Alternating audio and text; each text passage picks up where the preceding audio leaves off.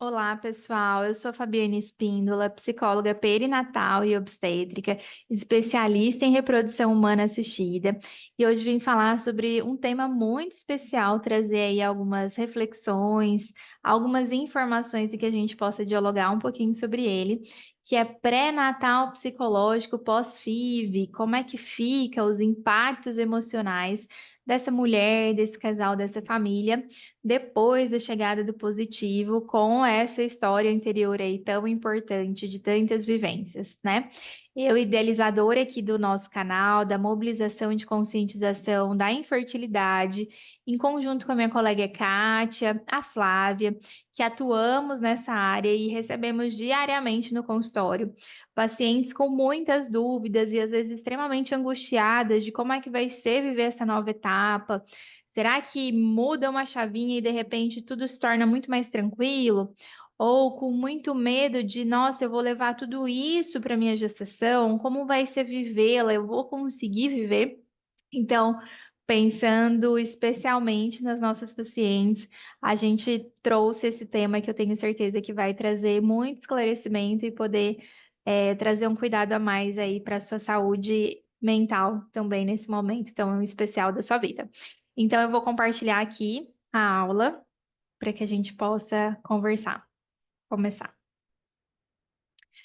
Bom, então, como é que fica depois do positivo? Eu já fui me apresentando, então, especialista também nessa área de reprodução humana, atendo muitas famílias, né, casais, mulheres que estão passando aí pelo tratamento, especialista em saúde, pioneira aqui no meu estado, que eu sou de Cuiabá, Mato Grosso, né, a trabalhar com esse olhar especializado, e atendo todas as fases do ciclo, então, inclusive, presto também assistência psicológica na hora do parto, e todo o acompanhamento durante a gestação e o pós-parto também, tá? Tem alguns livros aqui bem interessantes da área, então se você quiser conhecer um pouquinho mais, né, que eu sou coautora, então muito interessante para a gente poder pensar um pouquinho mais sobre essas temáticas. E eu queria começar trazendo para vocês, primeiro, o que que é o pré-natal psicológico, né? Que muita gente não conhece. Então, é uma assistência psicoprofilática e psicoterápica personalizada, indicada em toda e qualquer gestação, que ela adapta-se às particularidades de cada realidade obstétrica e fetal e prioriza a abordagem do conteúdo psíquico sem detrimento da orientação psicopedagógica e conscientização corporal terapêutica, por Bortoletti 2011. Então, o que que é esse pré-natal psicológico, né? Então, assim, é um instrumento técnico que a gente vai trazer um olhar totalmente diferencial para esse período da fase da mulher que a gente considera de maior vulnerabilidade psíquica. Então, onde diversas questões podem ir aparecendo ao longo da gestação e trazer muita dificuldade nessa elaboração, e aí se tornar realmente um emergente fundamental, porque pode sim trazer um adoecimento. Tem a frase clássica, né, que diz que gestação não é doença, mas eu costumo dizer que poderia ser sim, principalmente nessa fase da vida onde a mulher está muito fragilizada. E ela está nesse lugar por entendermos que ela está passando por uma mudança extremamente significativa na sua vida e em todos os papéis. Então, a gente está falando do papel social, a gente está falando, né, da cultura que vai ter esse atravessamento, como a cultura vê uma gestante, como ela vê uma mãe. A gente está falando do trabalho, que a mulher vai ter esse impacto, da vida pessoal, do relacionamento. E aqui, especialmente, eu trazendo a mulher, porque ela está passando também por todo esse processo fisiológico, né? Então, por que que esse pré-natal psicológico, ele é tão importante aqui? Porque ele vai ajudar essa mulher, né, vai favorecer que ela possa elaborar tantas questões que vão vindo e se manifestando em diversas áreas da sua vida, inclusive física, corporal, por isso que ampliar essa percepção corporal também é tão importante nessa fase. Questões lá atrás, né, de traumas, vivências anteriores, ruins, negativas, podem voltar, né, se tornar aqui um grande problema, uma grande questão, porque é um momento que a mulher está com muita dificuldade em encontrar estratégias, esse suporte para lidar. Então, a gente precisa ter essa atenção especial e por isso a gente tem uma área da psicologia que hoje se dedica a esse olhar tão atento dessa fase, que é realmente esse cuidado muito especial. No pré-natal psicológico também, a gente tem o cuidado de trabalhar não só o que for uma questão emergente para a paciente, mas trabalhar com a promoção de saúde. Então, a gente também tem esse trabalho que pode ser feito, né, de psicoeducação. Para um parto, por exemplo, conscientizar sobre ele, sobre um pós-parto, né, como é um puerpério, o que é esperado e o que não é. Então, a gente também consegue trabalhar com promoção de saúde, que ajuda muito em todas essas etapas, tá?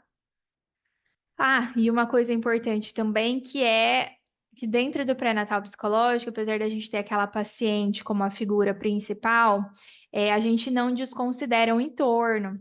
Então, a gente também chama a família, chama o parceiro, chama a rede de apoio. Então, tem várias pessoas que vão ser atravessadas também por esse impacto da chegada do bebê. Então, a gente vai acomodando conforme a disponibilidade e o desejo da nossa paciente também, para que a gente possa preparar toda a família. Afinal de contas, é essa família que vai estar junto com essa mulher e a gente precisa ter essa atenção. E aí, por onde a gente começa, então, o pré-natal psicológico? Esse aqui é o cenário ideal, que a gente possa começar com a pré-concepção.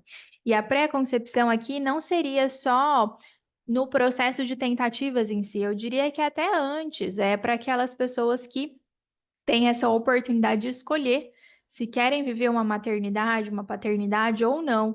Então, é se conscientizar desse processo. Então, isso já é pré-natal psicológico.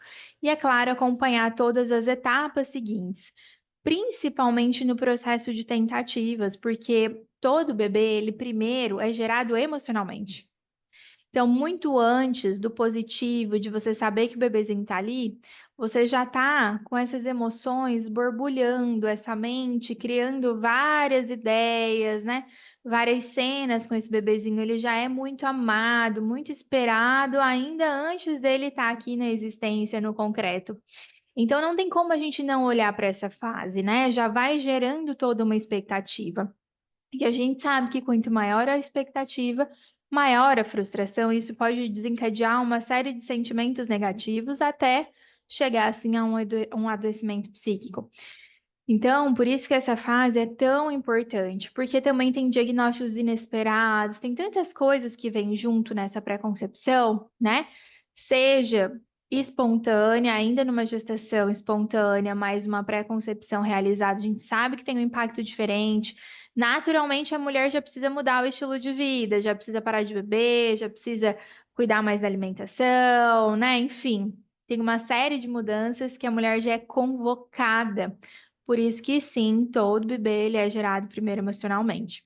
Então, poder ter esse olhar atento e cuidar dessa etapa é tão importante. A gente está falando dessa readaptação do casal também, como é que eles ficam nesse processo da pré-concepção, né? Poder fortalecer essa conexão, essa união. Então, são muitas coisas que a gente consegue trabalhar. E aí, é claro que depois vem essas etapas seguintes que são muito importantes também. A gestação, porque são 9 meses de intensas mudanças, ou seja, mudanças num intervalo de tempo muito curto e em todos os papéis da vida. Pensar no parto, que é esse encontro ao nascimento, e também no pós-parto, né? Então, se a gente puder olhar um pouquinho antes da gestação, o que que vem, né? Vem esses diagnósticos inesperados e a gente tem que lidar com eles, nem sempre é uma tarefa fácil. Vem o ideal, o real, então, de repente, eu imaginava que minha gestação ia acontecer de uma forma espontânea e rápida, e agora o real está me dizendo que eu preciso buscar um especialista? Como é isso? Que talvez tenha algo errado por aqui acontecendo, uma investigação, eu preciso olhar para uma causa, eu começo a me sentir culpada, pensar que tem algo de errado comigo. Então, são inúmeros questionamentos que podem vir aqui, a gente precisa estar atenta. O luto não reconhecido socialmente, então, desde se ver lidando com um diagnóstico de infertilidade ou de esterilidade, mas também se a gente está falando de luto de um bebê que não conseguiu se desenvolver, de um aborto, ou até daquele embriãozinho que de repente não deu sequência, e cada pessoa pode lidar com essa notícia de uma forma diferente.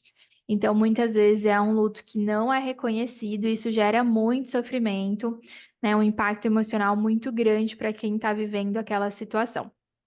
E também sobre as novas configurações familiares. Então, eu fui dizendo para vocês sobre o pré-natal psicológico, especialmente ali no comecinho, sobre os impactos na mulher, principalmente na questão fisiológica, mas a gente não vai desconsiderar também as novas configurações familiares, muito pelo contrário. Nessas novas configurações, existe muitas mudanças também. E aqui, dependendo da configuração, o impacto social, né, é muito maior. Então, a gente está falando de fortalecer, inclusive, uma cadeia de suporte, né, uma rede realmente de acolhimento de cuidado para aquele casal, ou se a gente está falando de uma maternidade solo, uma paternidade solo, né? A gente precisa de uma tribo para que uma criança possa ser desenvolvida, né? Enfim, então, como essa família vai se comportar, qual é a melhor estratégia para que eles possam acomodar tantas mudanças, para que eles possam se sentir seguros, conscientes. Então, as novas configurações familiares entram aqui também num cuidado de um pré-natal psicológico muito importante. Por isso que ele é personalizado para cada família, né? Para que realmente a gente tenha um olhar muito atento e individual sobre como é que aquela família chega e como é que ela vai passar por todas essas mudanças, né? Quais estratégias que a gente pode encontrar para trazer mais conforto, bem-estar e principalmente qualidade de vida, não só para aquelas pessoas adultos que estão passando por essas mudanças, né? Quando a gente fala da chegada de um filho, mas também se sentindo confortáveis em olhar para as novas etapas e, enfim, o que está por vir pela frente também. E aí, quando chega o positivo, né? Será que tudo se torna diferente? Então, isso vai depender muito do impacto que o processo de tentativas trouxe para cada família, né? Então, uma coisa que a gente pode pontuar aqui. Não tem como a gente apagar a vivência anterior. Todo mundo está trazendo uma mochilinha, a sua bagagem. Então a gente precisa estar muito atento em como esses sentimentos, lidar com o inesperado, lidar com essa falta de controle, foi repercutindo na vida de cada um. E é claro, se você já tem um histórico importante, psiquiátrico, e já sabe que para você algumas coisas são especialmente desafiadoras, com certeza na gestação isso vai ficar em muita evidência. Então, buscar esse suporte, buscar a terapia especializada nessa fase, com certeza vai ter um olhar muito diferencial e trazer grandes possibilidades de uma qualidade de vida melhor, com menos taxas de adoecimentos psíquicos, né? Mas a gente precisa lembrar, então, quais são os sentimentos e pensamentos frequentes. Aqui, a falta de controle, o desamparo, ansiedade, angústia, medo de algo estar errado, ambivalência, o luto, né? Então, porque quando chega o positivo, vem essa sensação mesmo de um misto de sentimentos, e por isso essa ambivalência, eu tinha que estar feliz porque eu tô grávida, porque tenho positivo, porque deu certo, né?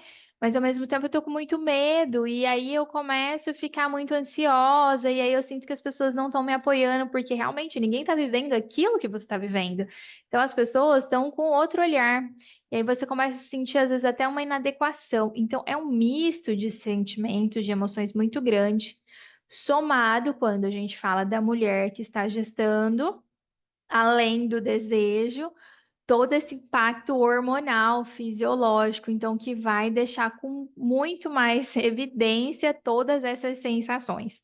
Então a gente precisa lembrar que tudo isso é muito frequente, é compatível e esperado com essa realidade, principalmente de pacientes que passaram por um processo anterior muito intenso antes da chegada do positivo, então vai ter sim uma expectativa muito maior, só que a gente precisa ficar atento à intensidade e à frequência, né? Então, até que ponto isso tudo, todas essas sensações estão te paralisando a ponto de você não viver algumas coisas, não conseguir desfrutar da gestação, não conseguir criar memórias positivas, não conseguir se vincular com o seu bebê, porque o tempo todo eu tô achando que esse bebê vai morrer, que tem algo ruim que vai acontecer, que eu vou ter um diagnóstico de uma síndrome, de uma má formação. Então eu começo até a me policiar para não comprar nada, para não ficar pensando muito nesse bebê, nem pego nessa barriga, tento não pensar em nada, porque vai que acontece alguma coisa. Então, é uma forma que eu encontro de até bloquear aqui esse acesso. Então, é um exemplo, mas muito frequente no consultório, tá? Principalmente para aquelas que já passaram por luto. E a gente precisa ficar muito atenta a esses sinais. Então, se isso começa a aparecer, né, com muita intensidade e frequência, a gente precisa buscar ajuda, um profissional especialista que realmente possa te orientar, te acolher. E é claro, avaliar também a intensidade de tudo isso. Então, se às vezes só a terapia consegue acomodar, encontrar estratégias, ou de repente a gente precisa de uma ajuda medicamentosa. Hoje a gente tem muitas medicações psiquiátricas seguras, com estudos, né? Então, que realmente uma gestante pode acessar. Assim como desde a pré-concepção também, que isso não vai interferir no desenvolvimento do seu bebê. E é claro que o médico ali, né, o profissional sempre vai avaliar, isso vai te trazer mais riscos ou mais benefícios, né? Porque eu também preciso que essa mãe esteja em contato com esse bebê, crie uma vinculação, se conecte. Você que esperou tanto viver essa fase, né? A gente não pode pular para a fase seguinte, que é o parto, o nascimento. Tem tantas coisas tão especiais e importantes dessa fase para serem vividas, então, como é poder olhar para isso e realmente fazer essa construção acontecer? Então, a gente sempre vai ter esse parâmetro de cuidado e atenção em relação a isso. Por quê? A vida ela começa bem antes de nascermos. Então, todos nós somos marcados pelas vivências intrauterinas, que é a nossa primeira escola da vida, o nosso parto, nossos primeiros anos. Tudo isso vai constituir informações definitivas no hemisfério central direito.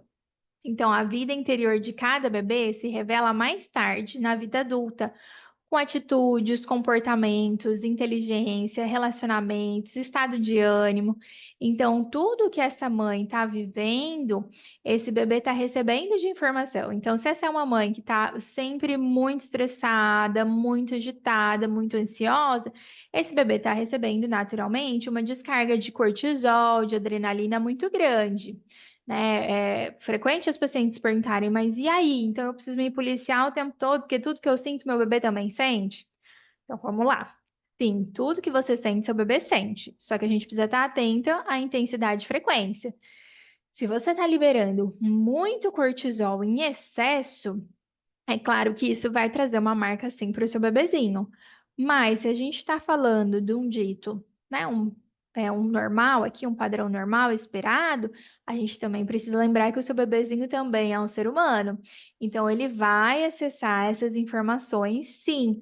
Só que o seu bebê não sabe o que isso é. Então a importância de você sempre estar assim dialogando, conversando, explicando, porque ao mesmo tempo que você fala para o seu bebezinho, olha, isso não é com você, mamãe está estressada, enfim, com outras coisas, com o trabalho, você também está ouvindo isso e é o momento que você respira, você se acalma e você consegue transformar aquele sentimento que estava ali em tanto excesso em outras coisas. É o momento que você toma consciência e busca uma atitude mais protetora, né? Então eu vou reparar esse estresse. Deixa eu ver se eu posso fazer uma pausa, tomar uma água, respirar, relaxar um pouco e depois eu volto e acesso isso. Por exemplo, a gente está dando aqui um exemplo de um estresse no trabalho, né? Porque daí você volta diferente, você volta mais leve, talvez conseguindo lidar muito melhor com aquela situação.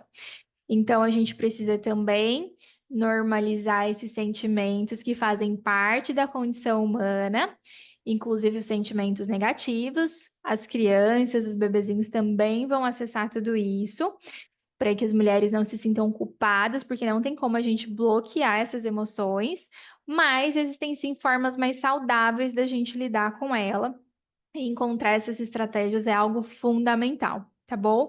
Então a gente sempre precisa estar de olho como tá toda essa intensidade. Por isso que se eu vivi um processo de tentativas muito estressante, muito angustiante, eu passei por uma perda, isso tende a potencializar durante a gestação. Primeiro, por você já ter essa experiência e também acabar projetando ao longo de uma gestação, talvez como se algo ruim pudesse acontecer. Então, a gente sempre vai estar trabalhando para que você possa acomodar essas emoções. E aí, esses estresses em excesso, o que é que eles podem desencadear? Então, aqui estão os resultados desse adoecimento. A gente está falando de patologias ou intercorrências obstétricas, maternas, fetal. E também a gente está falando de todo o ciclo gravídico puerperal, então desde a gestação, parto e pós-parto, que pode trazer o excesso. Diabetes, hipertensão, obesidade, hiper ou hipotiroidismo, lúpus, cardiopatias, depressão pré e pós-parto. Então, é aonde a nossa mente vai estar interagindo com o nosso corpo e trazendo esses reflexos, né? Por isso é tão importante a gente estar atenta a quais sinais o seu corpo está dando, porque tudo em excesso a gente sabe que faz mal. E mente e corpo andam juntos. E muitas vezes é o seu corpo que está dando sinais dessas emoções que você não está dando conta de perceber, o quanto isso está sendo muito estressante, tá? E aí a psicologia perinatal e obstétrica, ela vai atuar, então, nessas quatro frentes, né? Então, desde o período da pré-concepção, do período gestacional com as gestantes, os casais grávidos, ou em caso de também famílias monoparentais, a gente vai ter esse olhar atento. E aí, como eu falei, trabalhando com toda a família, quem tiver de suporte, também com a equipe, que essa troca, né, é muito importante, onde a gente vai coletar o máximo de informação possível, entender qual a particularidade de cada família. Então, o período perinatal com as parturientes e puérperas, e depois também o período pós-natal, geralmente até 2 anos ali pós-parto, né, que é também, quando a gente fala do puerpério, o maior período ali de muita mudança e desenvolvimento do bebê. Por isso que hoje a gente considera sim o puerpério até 2 anos do bebê. Não é só os 45 dias que médicos, né, costumam dizer por uma questão fisiológica. A gente precisa levar em consideração que até 2 anos esse bebê tá, a mulher tá voltando ao trabalho, a introdução alimentar, andando, falando. Então, é um pico de desenvolvimento muito grande, onde principalmente as mulheres são muito convocadas, porque tem uma questão fisiológica aí também envolvida, né? Mas é claro, adaptado a cada configuração familiar, se a gente está falando de um casal homoafetivo masculino, eles não vão ter essas transformações fisiológicas, mas vão viver todos os impactos também de uma mudança durante 2 anos do desenvolvimento do bebê. Então, também vai ter um olhar individualizado ali para como isso vai trazendo reflexos para o relacionamento, inclusive conjugal.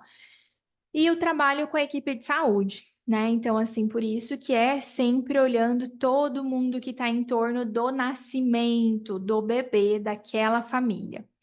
Então, o ciclo gravídico puerperal, gestação, parto e pós-parto, ele é considerado um grandes marcos para a vida da mulher, porque a gente vai falar da menarca, da gravidez, do climatério, por todas essas mudanças, né, em todos os papéis, porque é o auge do desenvolvimento psicossocial feminino, com alterações na psicodinâmica feminina e masculina também, né? A gente tem que estar atenta para que seja realmente uma evolução sadia e evitar, né, o comprometimento da saúde mental. Então, ele é um período considerado, sim, potencializador de crise, por ser um período transitório, né, um intervalo de tempo muito curto, e de muita desestruturação psíquica, porque tudo que se sabe, e até aquele presente momento, que de repente não é mais, e você se dá conta que também não é o que vai continuar sendo. Então, são muitas mudanças nesse processo. E precipitado por circunstâncias internas ou externas, né? Então, realmente são muitas mudanças que acontecem.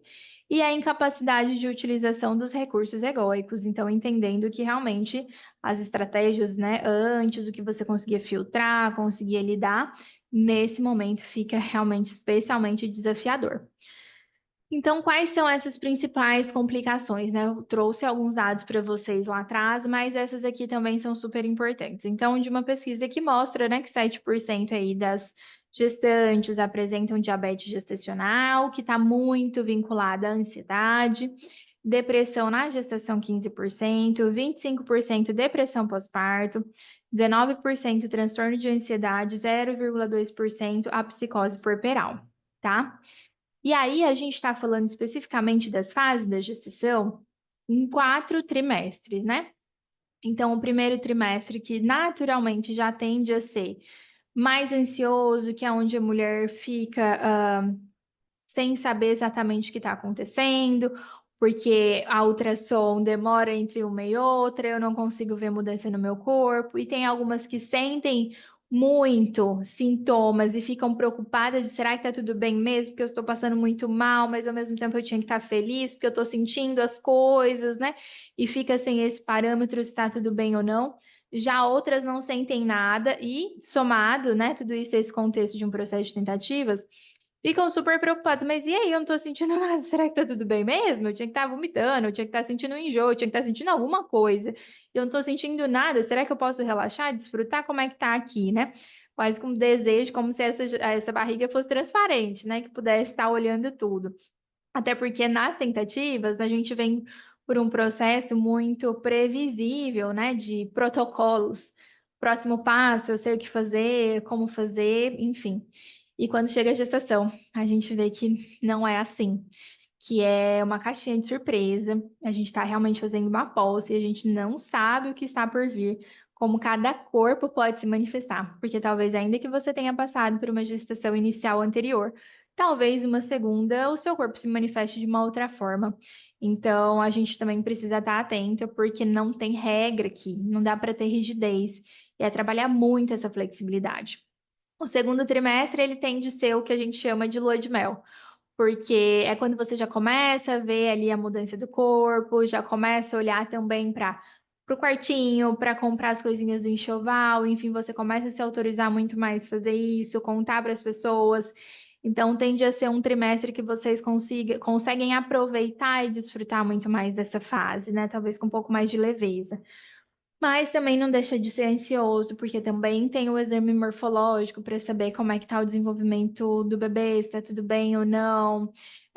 Também fica preocupada já em como vai ser o parto, enfim, já pode estar trazendo outras repercussões. E o terceiro é quando tudo fica mais evidente, porque a gente está falando da proximidade do parto, do nascimento, e muita ansiedade tende a vir por esse momento. Muito medo também, porque a gente está falando de uma mudança na configuração familiar. Então, se a gente está falando do primeiro filho, né? Então, aquela família que vai passar por uma super mudança, um casal. Então, isso também pode trazer algumas questões. E isso, falando das outras configurações familiares, os 3 trimestres também vão trazer impactos, tá? Super importantes que a gente precisa estar atento.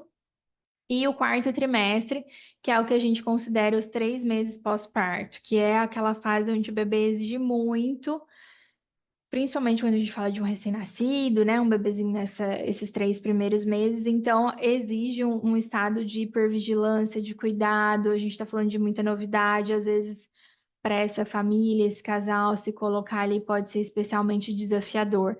A gente está falando de uma maternidade, paternidade solo, e especialmente também, né? Então, assim, quem vai estar comigo? Eu vou estar o tempo todo sozinha. Como eu vou fazer isso acontecer? E aí, de repente, eu tenho uma demanda do trabalho, eu já preciso voltar, enfim.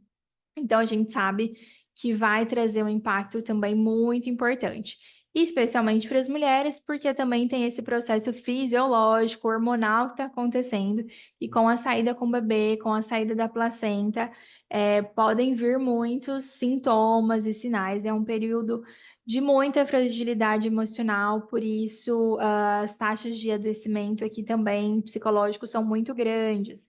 e a gente precisa estar atento a esses sinais e como a adaptação realmente acontece, porque buscar ajuda nesse momento pode fazer toda a diferença para que os sintomas não se intensifiquem, não se agrave, e a gente possa olhar para a vinculação com o bebê, para essa qualidade de vida, para que esse bebê tenha uma vinculação legal também com essa família, o quanto antes, né? Então, a gravidez, ela é, sim, um turbilhão de emoções, né? É uma época fecunda em vários sentidos, não só um novo ser que está sendo formado, mas também na mulher e no homem está se consolidando uma nova parte de si próprio, a capacidade de cuidar maternalmente e paternalmente de uma criança. E essa é uma fase, justamente por já se esperar tantas mudanças e principalmente aqueles que estão mais conscientes, né, e tomam essa decisão, que emocionalmente, né, na psicologia, a gente consegue trabalhar muitas coisas, porque o casal, a família, ela já tá muito mais aberto, então às vezes a gente consegue avançar anos de terapia nessa fase porque realmente o casal está muito mais tranquilo para olhar para algumas questões, estão sentindo coisas muito intensas, estão buscando mudanças significativas na vida. Então, é um período muito especial que a gente consegue trabalhar muitas questões, né? E ter muitos resultados positivos também. Então, é preciso se preparar para serem pais e mães conscientes. Eu quero agradecer aqui a atenção de vocês, a oportunidade de estar aqui trazendo esse tema que é tão importante e especial. Deixo aqui os meus contatos, né? Fico à disposição para a gente poder trocar e dialogar um pouco mais. Não deixe de mandar aqui também no nosso chat perguntas, porque teremos um encontro especial dia 27, onde a gente vai poder discutir todas essas aulas que foram apresentadas. Estarei eu, a Kátia e a Flávia, né, nós três organizadoras, e super abertas para interagir com todos vocês. Então, eu espero que vocês estejam desfrutando muito de todas essas aulas. E para você que não conhece as edições anteriores, deixa aqui o meu convite também para que você possa mergulhar nesses conteúdos super importantes e ter muito cuidado aí com a sua saúde reprodutiva, né? Então, que você possa olhar para a sua preservação da fertilidade e se aprofundar e conhecer, talvez, sobre assuntos super importantes para tomar decisões aí mais conscientes e claras, né? Se você estiver passando por alguma etapa de tratamento. Não deixe de compartilhar também com outras pessoas que talvez possam se interessar. E nos vemos então no dia 27. Até lá!